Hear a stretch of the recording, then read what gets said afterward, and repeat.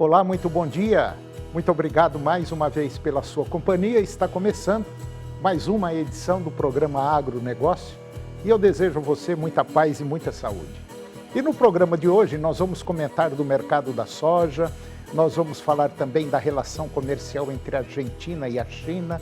Eu vou conversar com Carolina Lessa, ela é analista da Pátria Agronegócios e nós vamos falar do papel das condições climáticas nos resultados das safras brasileiras. Eu vou comentar também do mercado da gripe aviária, que é um ponto crítico. E vou conversar com Josué Lopes Siqueira, gerente técnico da Ceasa, e nós vamos dar um giro aí pelo mercado de hortifrutis. O programa Agronegócio já está no ar.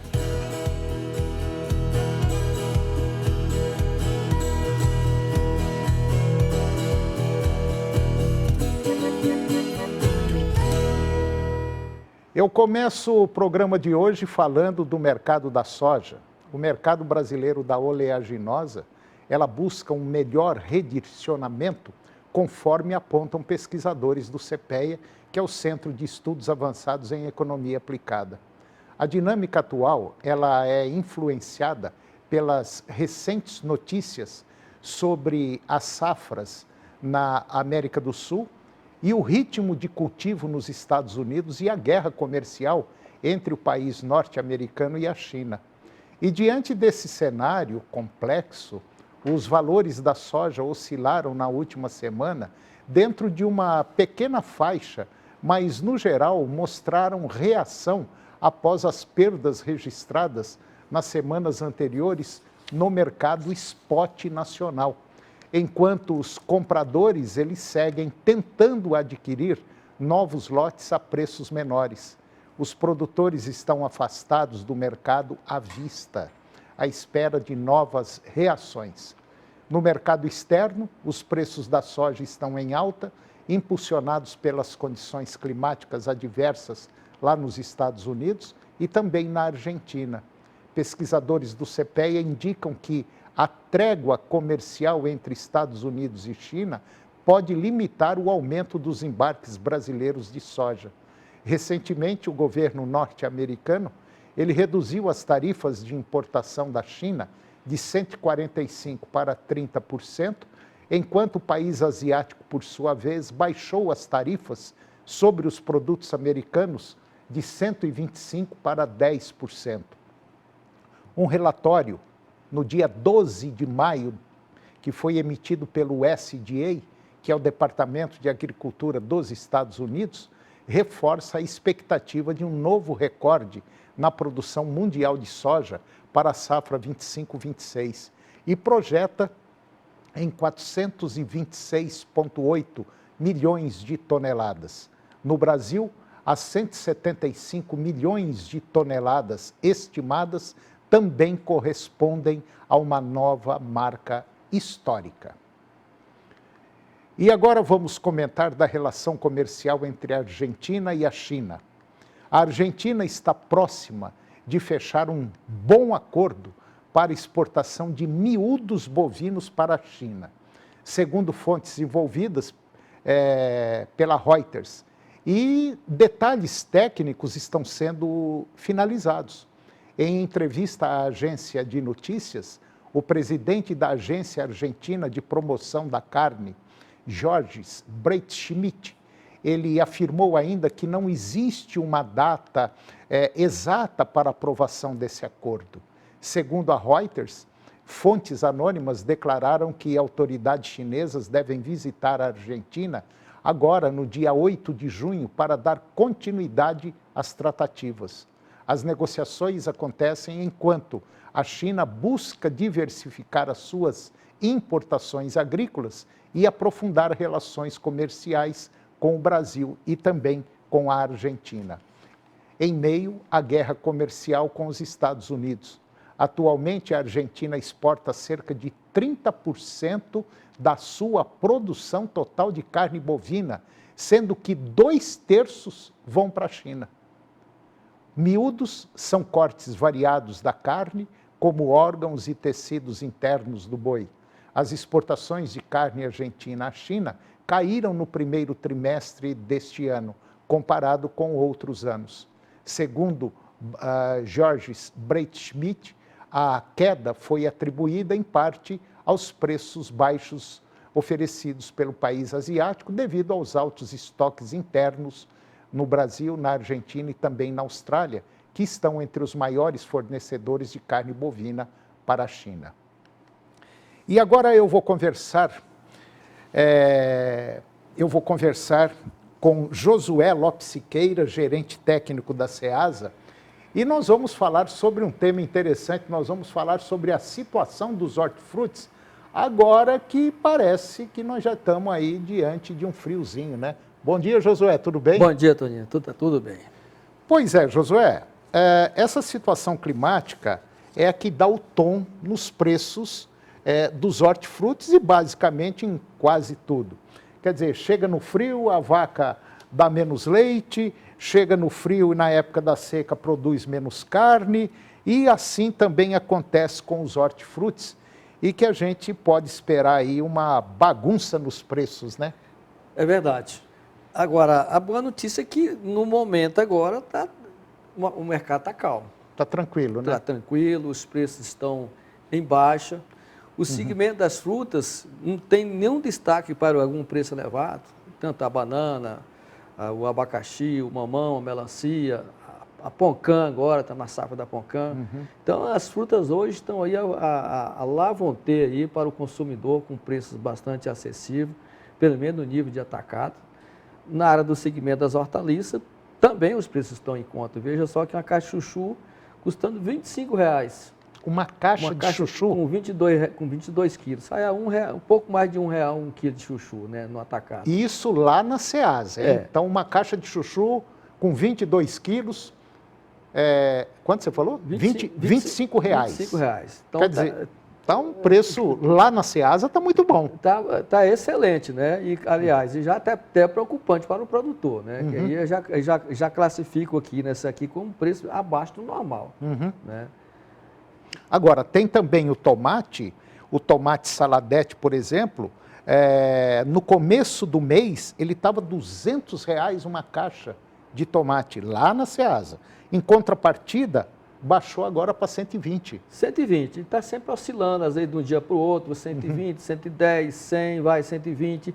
Essas oscilações que são normais de um dia para o outro, né? Nada que venha assim, merecer um destaque especial. Agora, e a vagem? A vagem deu um salto e abaixou, né? Foi uma despencada, assim, mas assim, uma queda ao ar livre, né? Foi uma caixa que estava custando R$ 250,00, uma caixa de vagem, né? Hoje está aí R$ 70,00. Na casa de R$ 70,00. R$ 70,00 uma caixa de vagem. Agora, Josué, a gente tem outros produtos, por exemplo, como o jiló está em alta, pepino colonial está em alta, o pepino comum está em alta.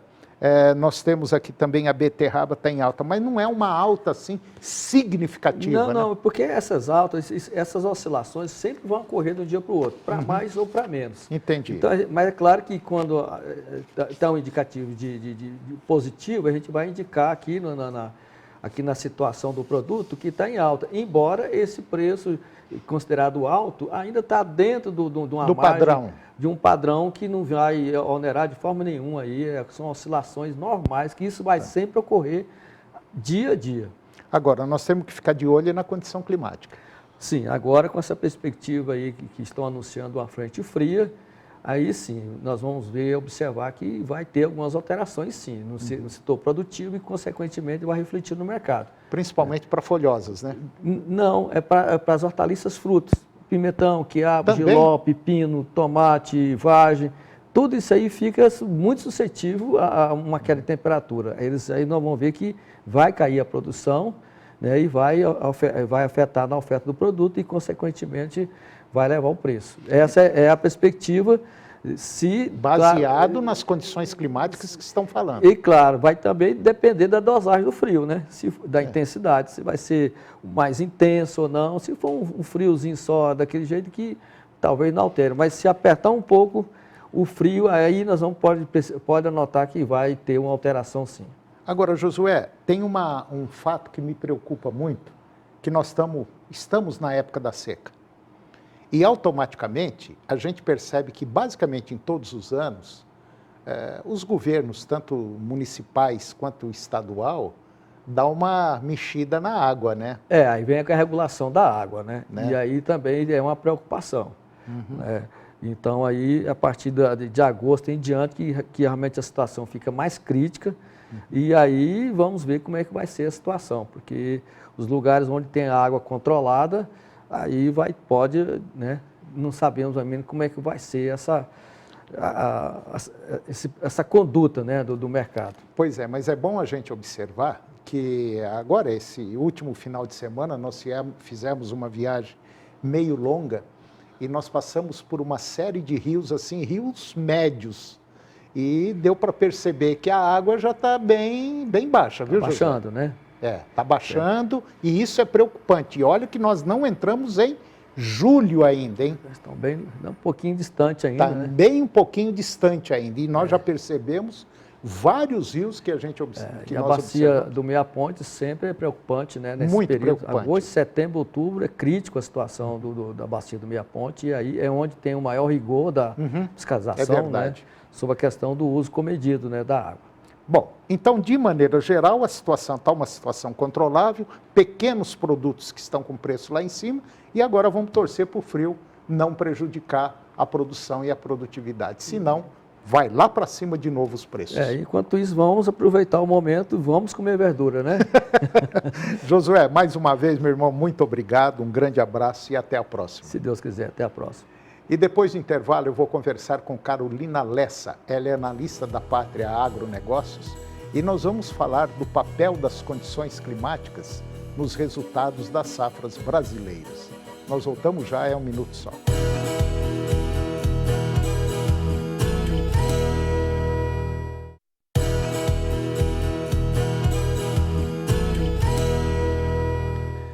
Nós estamos de volta e agora nós vamos falar da balança comercial brasileira, conforme dados que foram divulgados pela Secretaria de Comércio Exterior, que é a SECEX. E a SECEX pertence ao Ministério do Desenvolvimento, Indústria, Comércio e Serviços.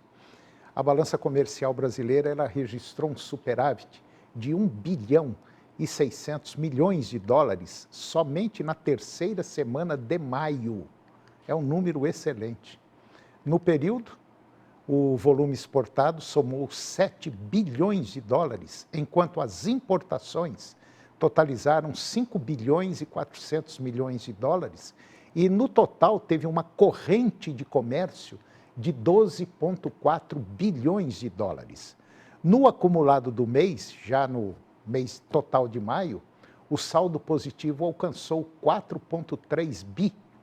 As exportações somaram 16 bilhões e 800 milhões e as importações 12,5 bi, resultando aí em uma corrente de comércio de 29,3 bilhões de dólares. Desde janeiro até a terceira semana de maio, as exportações totalizaram 124 bilhões de dólares, 1,5% pela média diária, e as importações 102 bi. Portanto, o saldo acumulado no ano, de janeiro até a terceira semana de maio, chegou a 22 bilhões de dólares, com a corrente de comércio total de 226,2 bilhões de dólares. Segundo a SECEX, a média diária da corrente de comércio, quer dizer, da movimentação até a terceira semana de maio, ficou em 2 bilhões 668 milhões de dólares, um avanço de 7,6% frente à média de maio de 2024. O saldo médio diário foi de 388,3 milhões de dólares. E agora eu vou conversar com a Carolina Lessa. A Carolina Lessa ela é analista da Pátria Agronegócios e nós vamos falar do papel das condições climáticas nos resultados das safras brasileiras. Carolina Lessa, é um prazer tê-la aqui, muito bom dia, muito obrigado pela sua presença e participação no nosso programa, tudo bem? Tudo bem, é um prazer estar aqui com vocês Então, pessoal, de fato, as condições climáticas, elas impactam de forma direta no resultado das safras brasileiras. Tanto quando a gente fala da safra verão, olhando para a soja, que já aconteceu entre 24 e 25, e olhando também para a segunda safra brasileira, que é agora a safra do milho. E nós estamos aí com, eu diria, um abacaxi muito grande, principalmente em relação ao milho, né?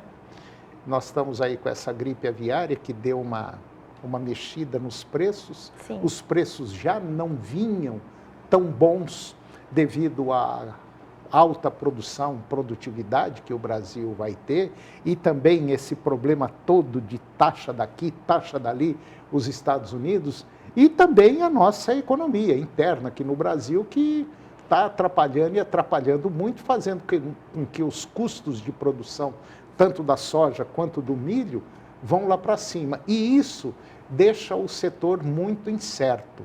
Mas as condições climáticas são realmente um problema muito sério, porque plantar a gente tem certeza que vai plantar. Agora, colher é outro problema, né? Que é exatamente o que aconteceu na última safra e já esse ano foi o contrário, choveu bem, né? Sim, a gente teve alguns engasgos que aconteceram no momento do plantio do milho. Sim. Né? A gente teve um veranico por volta de 40 dias que acometeram alguns estados, principalmente ali em Minas Gerais, também na parte leste do estado de Goiás.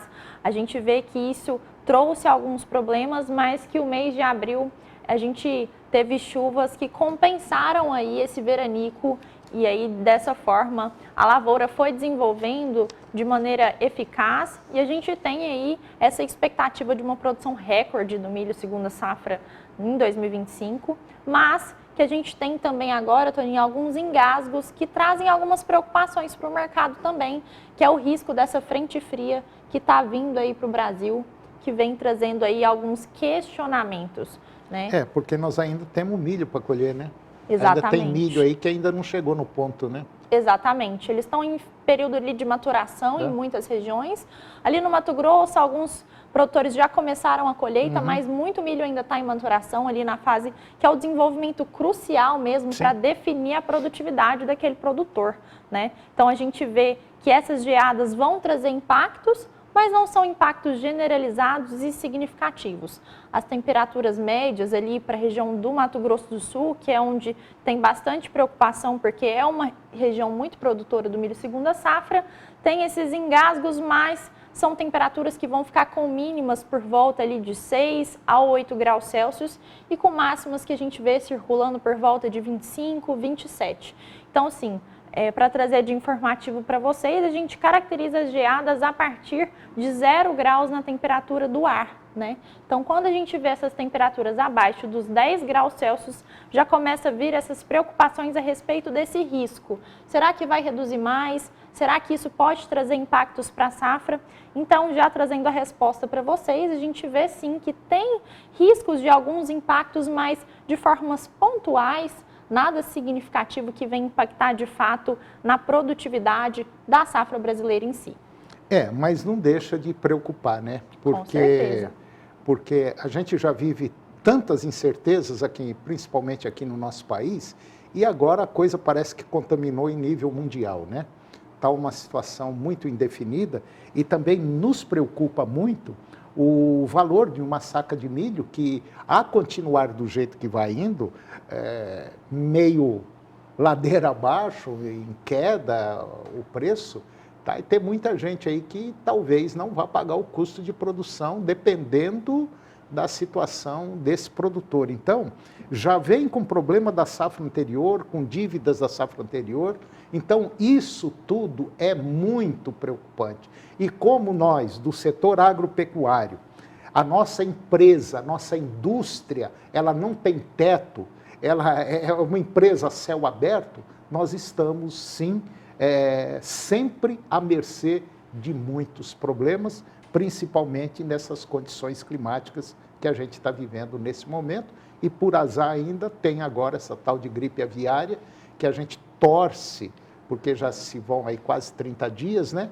A gente torce para que as coisas não aconteçam em outros estados ou em outras granjas, porque aí vai complicar a situação. Com certeza. Essa questão da gripe aviária trouxe movimentações para o mercado, ali para Chicago. Algumas movimentações aconteceram também no mercado físico. De fato, o milho ele já vinha declinando nas cotações, né, antes da gripe aviária, pelo período sazonal. A gente está no meio da safra, da segunda safra brasileira, então é normal que os preços venham a cair no momento. Por pouco tempo. Sim, por pouco tempo no curto prazo, né? Então a gente já vê que ali depois da barrigada da colheita que acontece em julho e agosto, esses preços retornem aí a melhores preços, né? E com essas questões não só comerciais, mas também de emergência sanitária, como a gripe aviária que você trouxe, traz essas preocupações de fato para o mercado. Mas a gente, dentro das análises, vê que está bem controlado até o momento e se continuar dessa forma, a gente vê que isso tem uma tendência aí de cessar, assim como foi apenas com um foco no Rio Grande do Sul. É o que a gente espera e principalmente também em relação à China, que é um grande comprador de milho aqui do Brasil. E o que a gente torce, e parece que o mercado também está indo relativamente bem, é a carne, mesmo com esse embargo, a carne de frango teve assim um boom muito bom e a carne suína também. E a gente já está cansado de falar aqui, quando você morde um peito de frango, um lombo suíno ou uma coxa de frango, na verdade você está mordendo muito milho e muita soja. Então a gente torce para que esses mercados das carnes, tanto bovina quanto suína, continuem num ritmo, vamos dizer, acelerado como estava vindo, porque aí também a gente precisa de muito milho para fazer um frango. E tem um outro detalhe em relação ao milho, que é o etanol de milho que está entrando e está tendo assim uma aceitação muito boa e está num ritmo crescente, né? Sim, sim. A gente até entrando nesse lado aí do etanol, a gente vinha também com algumas preocupações em relação aos Estados Unidos. Sim, claro. Né? Porque eles aumentaram a área de milho, reduziram a área de soja, consequentemente a gente pensa, então vai ter uma maior oferta de milho no mercado, será que o nosso milho brasileiro vai ficar menos competitivo? E a gente vê que não exatamente pela demanda do etanol de milho. Então acaba que gera um equilíbrio no mercado, dessa forma, onde a gente tem uma oferta maior, mas a gente também tem uma demanda maior e acaba ficando equivalente ali. E é o que a gente leva para os produtores também, até para eles pensarem de maneira positiva quanto a todo esse cenário que a gente tem observado nos últimos meses. A gente tem que torcer agora, porque nós já estamos numa reta final da colheita de milho. É claro que nós vamos produzir bem. Esse frio provavelmente deverá afetar mais a região sul. Do que daqui para cima, né, da região centro-oeste para cima. É óbvio que a gente vai ter um friozinho, mas a gente torce para que essa gripe aviária cesse basicamente o mais rápido possível, para que volte à normalidade. E um outro detalhe, como eu falei, em relação tanto à carne suína e também à própria carne bovina, porque o Brasil é um grande produtor de animais confinados e a gente também precisa de muito milho e muita soja. Então, o que nos resta agora é torcer os dedos, cruzar os dedos, para que as coisas peguem um ritmo aí e não prejudique mais o produtor rural. Agora, um alerta que a gente tem que fazer é para o governo federal. Pelo amor de Deus, nós temos que baixar esse juro para que na safra 25-26 não fique prejudicada. Exatamente. A gente vê assim, nas nossas análises lá na Pátria, que se isso não vier a acontecer, o custo vai ficar complicado, a viabilidade para o produtor vai ficar complicada, porque de onde que ele vai tirar? Se o crédito está mais complicado, os juros está elevado... O dinheiro está caro, né? As coisas vão complicando e, além de tudo, as coisas que os produtores compram, né? O custo de produção acaba ficando mais elevado alto. E, consequentemente, a produtividade deles, mesmo sendo boa, o lucro... Vai embora, exatamente. E tem também agora o IOF, né, que o governo federal autorizou, e isso põe em risco a nossa economia. Carolina Lessa, analista da Pátria Agronegócios, muito obrigado pela sua presença. E você que está nos acompanhando, se quiser bater um papo com a Carolina e com o pessoal lá da Pátria, é só ligar 629-9574-9289. Muito obrigado, Carolina. Eu que agradeço, foi um prazer estar com vocês. Prazer é nosso, obrigado. E o programa de hoje chegou ao fim. E eu termino o nosso programa com a seguinte frase: não importa quantos passos você deu para trás, o que importa é quantos passos você vai dar para frente. Muito obrigado pela sua companhia, que Deus os abençoe e até o próximo programa.